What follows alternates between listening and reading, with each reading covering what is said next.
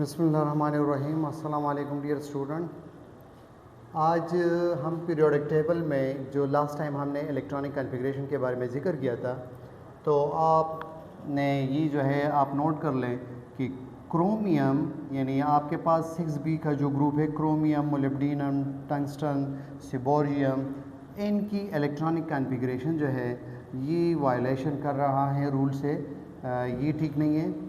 और यहाँ पर ये ग्रुप जो है कापर, सिल्वर, आयरन और रोइंजन जो साइंटिस्ट है, एक्स रेज, रोइंजन रेज, रोंजेनियम, तो ये आपके पास तांबा, चांदी, सोना, ये ग्रुप और ये ग्रुप, ये याद रखिए इनके ऊपर इलेक्ट्रॉनिक कॉन्फ़िगरेशन इसमें मसला है, यानी वो वायलेट कर रहा है। क्यों कर रहा है वो बाद में एक्सप्लेन करेंगे। यानी ये इनके ऊपर अगर MCQs आ जाए इनएमडीकेट में तो इनको गौर से देखना है। इनके अलावा यहाँ पर जो ये पीरियड मौजूद है, niobium, molybdenum, ruthenium, rhodium, palladium, ये 6 एलिमेंट जो है पिथ पीरियड में आपके पास मौजूद है, इसमें जिनके ऊपर हमने स्टार की निशान जो है लगाया है। तो अभी तक तो हम लोगों ने ये पढ़ा था कि अच्छा जो सब ऑर्बिट होते हैं अगर वो कम्प्लीटली फिल्ड हो या हाफ फिल्ड हो तो ये इलेक्ट्रॉनिक कॉन्फ़िगरेशन ज़्यादा स्टेबल है, तो ये तो हमारे समझ में आता है। लेकिन कुछ ऐसे हैं कि वो पार्शली फिल्ड होते हैं फिर भी इलेक्ट्रॉन एस से डी में शिफ्ट हो जाते हैं, तो उनकी क्या रीज़न है, तो ये चीज़ इनको थोड़ा डिस्कस कर लेते हैं। इनके ऊपर MCQs कैसे आएंगे, जैसे निकल का इलेक्ट्रॉनिक कॉन्फ़िगरेशन अगर ये दिया हो कि मुख्तलिफ इलेक्ट्रॉनिक कॉन्फ़िगरेशन दिया कि कौन सा ठीक है कौन सा गलत, तो हमने मुख्तलिफ ट्रिक आपको बताए हैं। आप रफ पे जो है चेक कर ले कि कौन सा ऑर्बिटल पहले आना चाहिए और कौन सा बाद में। तो ये 3d8 4:2, तो ये 4:2 पहले आना चाहिए एनर्जी के लिहाज से, 3d8 जो है बाद में होगा, तो सही वाला यही है।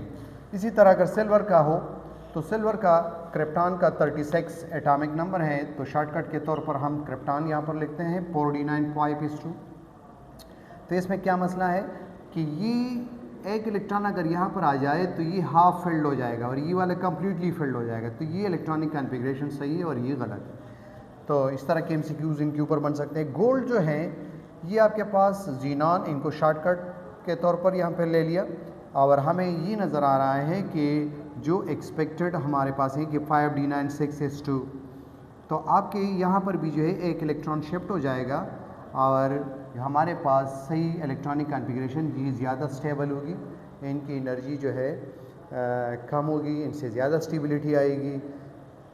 तो हाफ फील्ड और फुल फील्ड का ये जो है कॉन्सेप्ट था। इनके अलावा ये जो क्रोमियम के लिए कि क्रोमियम जो है 4s1 3d5, इस तरह नहीं होगा कि 4s2 और 3d4, क्योंकि ये पार्शली फिल्ड है, तो अगर एक इलेक्ट्रॉन यहाँ पर शिफ्ट हो जाएगा तो दोनों हाफ फिल्ड हो जाएंगे। इसी तरह मोलिब्डेनम, तो इनसे भी एक इलेक्ट्रॉन शिफ्ट होकर हाफ फिल्ड और ये भी हाफ फिल्ड, यानी इस तरह नहीं होगा। तो डी ब्लॉक में आप सिर्फ ये याद ना रखें कि क्रोमियम, नोट्स गाइड में सिर्फ ये होता है, इनके नीचे जो मौजूद है ग्रुप में या यहाँ कापर के नीचे जो सिल्वर और गोल्ड है इसमें भी फ़र्क है, ये इनका भी जो है वायलेशन कर रहा है रूल से। और पिथ पीरियड में इस जिनके साथ ये स्टार लगाया है, palladium, rhodium, ruthenium, molybdenum, niobium, तो इनमें एक और एक्स्ट्रा एक रीज़न पढ़ते हैं कि हमारे पास जिसमें इलेक्ट्रॉन यानी शिफ्ट भी हो चुके हैं, यानी एक्सपेक्टेड, यहाँ पर आप देखिए ये आपके पास नियोबियम का एक्सपेक्टेड ये इलेक्ट्रॉनिक कॉन्फ़िगरेशन है और एक इलेक्ट्रॉन यहाँ पर शिफ्ट हुआ तो आपके पास ये आया, तो इनका क्या फ़ायदा है, ये तो ना हाफ फिल्ड यानी ये नहीं हुआ, ये 4d4 है, 4d5 अगर हो जाता तो वो कॉन्सेप्ट हमने सीखा था कि अच्छा अगर कम्प्लीटली फिल्ड हो या हाफ फिल्ड हो तो ये इलेक्ट्रॉनिक कॉन्फ़िगरेशन ज़्यादा स्टेबल होगी, लेकिन यहाँ पर तो ये इस तरह का कुछ भी नहीं है। तो इनका रीज़न ये है कि जब डी ऑर्बिटल में इलेक्ट्रॉन जब भी पैरेलल होते हैं, यानी ये इलेक्ट्रॉन जो है इस तरह पैरेलल मौजूद है अलग अलग, तो इनकी जो वेव फंक्शन है वो एक दूसरे से ओवरलैप करके एक दूसरे को कैंसल आउट करते हैं, यानी इनको एनर्जी शिफ्टिंग भी कहा जाता है, इनको सिंपली इलेक्ट्रॉन शिफ्टिंग कहा जाता है, लेकिन इलेक्ट्रॉन शिफ्टिंग का मतलब ये नहीं है कि इलेक्ट्रॉन यहाँ पर और यहाँ पर जो है जंप कर रहे हैं, बल्कि इनकी जो वेव फंक्शन है वो वेव फंक्शन, जिस तरह हम फिजिक्स में पढ़ते हैं डिस्ट्रक्टिव इंटरफेरेंस, तो ये डिस्ट्रक्टिव इंटरफेरेंस करके एनर्जी रिलीज़ करते हैं, तो इसमें स्टेबिलिटी आएगी। तो यहाँ पर इलेक्ट्रॉन पेयर के शक्ल में थे, अगर वो यहाँ डी पर शिफ्ट हो जाए तो यहाँ पर इलेक्ट्रॉन जो है पैरेलल स्पिन के साथ होते हैं, और इनकी जो वेव फंक्शन के लेवल पर हम इन्हें एक्सप्लेन कर सकते हैं कि इनके वेव फंक्शन एक दूसरे से ओवरलैप करके एनर्जी रिलीज़ करते हैं, यानी एक किस्म से डिस्ट्रक्टिव इंटरफेरेंस करते हैं। तो इनके लिए ये इनसे आप स्क्रीनशॉट ले सकते हैं, जो मैंने आपको मुख्तसरन बता दिया। यहाँ पर इनकी ये रीज़न मौजूद है, आप इनसे स्क्रीनशॉट ले लें कि जो आपके पास पार्शली फिल्ड भी नहीं है, कंप्लीटली फिल्ड भी नहीं है, लेकिन फिर भी हम डी में इलेक्ट्रॉनों को शिफ्ट करते हैं, तो आप ये रीज़न जो है अपने साथ याद रखें। आपके लेवल पे नहीं है, लेकिन फिर भी स्टूडेंट के जहन में कन्फ्यूजन होती है, जहन में क्वेश्चन आ जाता है। अब जो है हमारे पास अबवा प्रिंसिपल क्या है? मैंने पहले बताया था ये जर्मन वर्ड है। अबवा इनका मतलब है बिल्डिंग ऑफ या कंस्ट्रक्शन प्रिंसिपल। जैसे जैसे हम कंस्ट्रक्शन करते हैं और ऊपर चढ़ते हैं, बुनियाद पहले बनाते हैं, तो इसी तरह ये प्रिंसिपल हमें ये बता रहा है कि जिनकी एनर्जी जिस सब ऑर्बिट की कम है उनको पहले फिल करना, और जिनका ज़्यादा है उनको बाद में फिल करना। तो यही तो यहाँ पर स्टेटमेंट में लिखा हुआ है। और एनर्जी ऑर्डर ऑफ ऑर्बिटल्स, यानी आप किस तरह इनके लिए जो है इसकी वैल्यू एल जो है एजीम्यूथल क्वांटम नंबर इनके लिए 0 है, पी जो है इनके लिए एल 1 के बराबर है, डी जो है एल 2 के बराबर है, एफ के लिए एल, यानी अगर आप n प्लस एल से इनकी एनर्जी कैलकुलेट करेंगे, जिस तरह हमने लास्ट लेक्चर में बताया था, तो n की वैल्यू कहाँ पर होगी, यानी ये आपके पास है 3d, तो ये n के बराबर में जो भी डिजिट्स हो ये n को डिनोट कर रहा है। और n के लिए आप याद रखिए कि S0 P1 और D2 F3 ये n की वैल्यू मौजूद है एजीम्यूथल क्वांटम नंबर के लिए, तो इनको ऐड करना है। जिनकी वैल्यू कम होगी, आंसर कम होगा, उनको जो है पहले फिल करेंगे, जिनका आंसर ज़्यादा आएगा उसको बाद में फिल करेंगे। जैसे यहाँ पर आपको दिखाया है, ये N4 ये लिख दिया, इसके लिए L की वैल्यू 0 है, तो ये 4 आंसर आया। 3D को आप देखिए, ये 3 आया, D के लिए L की वैल्यू 2 के बराबर थी 5, तो हम 4 इसको पहले फिल करेंगे 3D के निस्बत, क्योंकि इनके n प्लस एल की वैल्यू कम है। लेकिन अगर आपके पास ये एक जैसी वैल्यू आ जाए, यानी इस तरह का MCQs हो कि which one field pass between 3p 4s और मुख्तलिफ इस तरह दिया हो, तो आप n प्लस एल से मालूम कर लें। तो जिनकी अगर n प्लस एल की वैल्यू एक जैसे आए, तो फिर आप इनके ऊपर डिसाइड करेंगे कि प्रिंसिपल क्वांटम नंबर किसका कम है। जैसे यहाँ पर 4 वैल्यू तो दोनों का है, लेकिन n की वैल्यू यहाँ पर 4 है और यहाँ n की वैल्यू 3 है, तो हम 3p को जो है फिर प्रेफरेंस देंगे। पॉली एक्सक्लूजन प्रिंसिपल क्या चीज़ है? पॉली एक्सक्लूजन प्रिंसिपल हमें ये बताता है, ये 1925 में पॉली ने दिया। पॉली जो है एक जर्मन फिजिस्ट है, और उनका कहना ये है कि कभी भी जो एक ही ऑर्बिटल में जो 2 इलेक्ट्रॉन होते हैं उनके चारों क्वांटम नंबर एक जैसे नहीं हो सकते। इस तरह भी आप कह सकते हैं, यानी अगर उनका principal quantum number, azimuthal magnetic quantum number अगर ये एक जैसी वैल्यू हो, तो स्पिन क्वांटम नंबर तो कभी भी एक जैसा नहीं हो सकता। यानी एक ही ऑर्बिटल में 2 इलेक्ट्रॉन मौजूद है तो सेम स्पिन के साथ नहीं हो सकते। अगर एक क्लॉकवाइज स्पिन कर रहा है तो दूसरा एंटी क्लॉकवाइज स्पिन करेगा।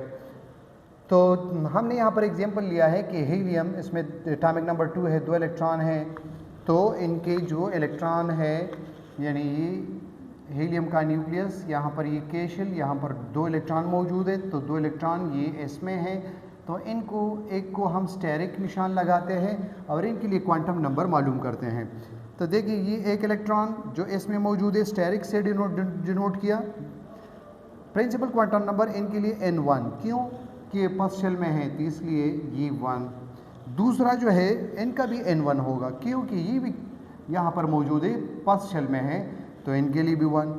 अब एजीम्यूथल क्वांटम नंबर L को जब मालूम करेंगे तो उनका तो फार्मूला था कि 0 to n-1, तो 0 यहाँ पर लिख दिया और यहाँ पर है 1, यानी 1 - 1, तो इनसे तो 0 आंसर आएगा। तो इनका तो कोई लॉजिक तोक नहीं बनता कि 0 to 0 यानी यहाँ से यहाँ तक, तो 0 जो है आपके पास इनका आंसर 0 ही होगा। फिर तो एल पास जो जिनके ऊपर स्टेरिक निशान लगाए उनके लिए भी 0, और सेकंड जो है जिनके ऊपर स्टेरिक निशान नहीं है उनके लिए भी 0, यानी एजीमुथल क्वांटम नंबर भी इनका सेम है। अब मैग्नेटिक क्वांटम नंबर को जब मालूम करते हैं तो ये एल के ऊपर डिपेंड करेगा, एजीमुथल क्वांटम नंबर के ऊपर। तो हम यहाँ पर देखिए ये 0 लगा दिया, जो भी डिजिट्स आपको दिया जाए एल का उनको एक्सपेंड करना है पॉजिटिव और नेगेटिव साइड पर। तो 0 ये फार्मूले का, ये जो है +0 यहाँ पर है -0, तो 0 माइनस और प्लस ये नहीं होते हैं, 0 0 होता है।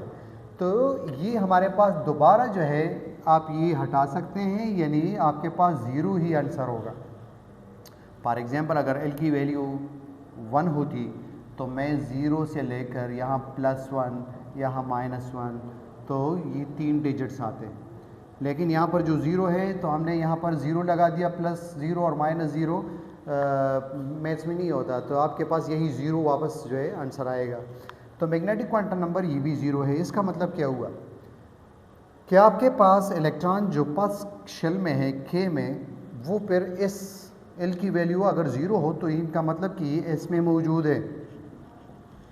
फिर इसमें मज़ीद आर्बिटल है या नहीं, अगर इनको हम मैग्नेटिक फील्ड में रखेंगे तो इनके इलेक्ट्रॉन कितने ओरिएंटेशन शो करेंगे, कितने डायरेक्शन में रिवॉल्व करेंगे। तो ये आपके पास यहाँ पर जो है m की वैल्यू 0 आ रहा है, तो इसका मतलब कि यही एक सब आर्बिट है या आर्बिटल है, इसमें मज़ीद आर्बिटल नहीं होते। फिर fourth number spin quantum number, तो स्पिन क्वांटम नंबर इनका एक का +½ दूसरे का -½ plus clockwise minus anti clockwise, ये डायरेक्शन के लिए। हाफ का क्या मतलब, यानी एक इलेक्ट्रॉन के साथ जो है के पास ये 50% चांसेस है कि ये क्लॉकवाइज रोटेट करे, स्पिन करे, और 50% चांसेस हैं कि वो एंटी क्लॉकवाइज स्पिन करे। तो इनको इनसे डिवाइड कर दे तो आपके पास 1/2 आएगा, और ये एंटी क्लॉकवाइज के लिए नेगेटिव लगा दिया, इसी तरह इनसे भी 1/2 आंसर आएगा, और ये क्लॉकवाइज के लिए पॉजिटिव की वैल्यू लगा दी। तो 1/2 ये 50% चांसेस जो है इससे ये वैल्यू बनी है। अच्छा, लास्ट एक स्लाइड है हॉर्न्स रूल। हॉर्न्स रूल हमें क्या बता रहा है कि जब आपके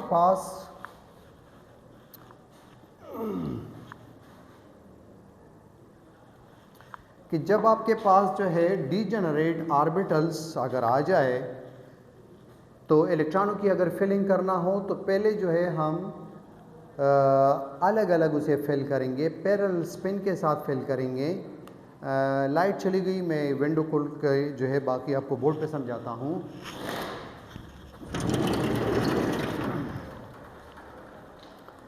हॉर्न्स रूल हमें ये बता रहा है कि अगर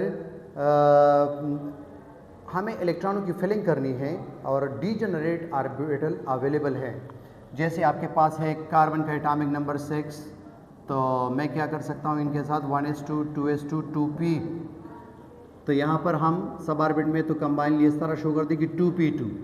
लेकिन अगर मैं इनको इस तरह कर लूँ कि px py pz, तो इनकी एनर्जी तो सबकी सेम है, तो आप इस तरह नहीं कर सकते कि 2 इलेक्ट्रॉन जो है आप यहाँ पर शो कर दे, ये गलत होगा। ये पैरेलल स्पिन के साथ जो है फिल करने हैं इस तरीके से। फिर अगर बाद में मजबूरी हो, जैसे अगर कार्बन के बजाय हम नाइट्रोजन के लिए करें, तो नाइट्रोजन का 7 एटॉमिक नंबर है, तो आपके पास लास्ट में जो है 3 इलेक्ट्रॉन पैरेलल स्पिन के साथ इस तरह होने चाहिए, तो इनके ऊपर भी MCQ आ सकता है। इसी तरह ऑक्सीजन को आप देखिए एटॉमिक नंबर 8 है, तो अब जो है हमारे पास खाली डीजेनरेट ऑर्बिटल जो हमें अवेलेबल है, इसमें 4 इलेक्ट्रॉन फिल करना है। तो पहले जो है हम पैरेलल स्पिन के साथ इनको फिल कर दिया, फिर 4th इलेक्ट्रॉन जो है यहाँ पर एंटी पैरेलल स्पिन के साथ जो है लगा देंगे। तो ये हमारे पास ये हॉर्न्स रूल, तो आपको मुख्तलिफ इस तरह के इलेक्ट्रॉनिक कॉन्फ़िगरेशन मेंशन होंगे, तो आप उसमें देखिए कि इलेक्ट्रॉनों को पहले पैरेलल स्पिन के साथ फिल कर लेनी चाहिए। फिर अगर जगह ना हो तो तब जो है यहाँ पर जो है एंटी पैरेलल या पेयर अप स्पिन, इस तरह के स्पिन को पेयर अप स्पिन या एंटी पैरेलल, इस तरह के स्पिन को जो एक ही अलग अलग शेल में जो है सब ऑर्बिटल में इलेक्ट्रॉन मौजूद है और एक ही तरह के स्पिन है, तो इनको पैरेलल स्पिन कहा जाता है। और ये जो एक दूसरे के अपोजिट है इनको एंटी पैरेलल या पेयर अप स्पिन कहा जाता है। बीच में लाइट चली गई थी तो इसलिए ये लास्ट वाला स्लाइड जो है मैंने यहाँ पर बोर्ड पर इस तरह जो है ड्रा कर दिया। बाकी ये चैप्टर जो है हमारा ख़त्म हुआ सेकंड यूनिट। इंशाल्लाह फिर थर्ड यूनिट में मुलाकात होगी। अल्लाह हाफ़िज़।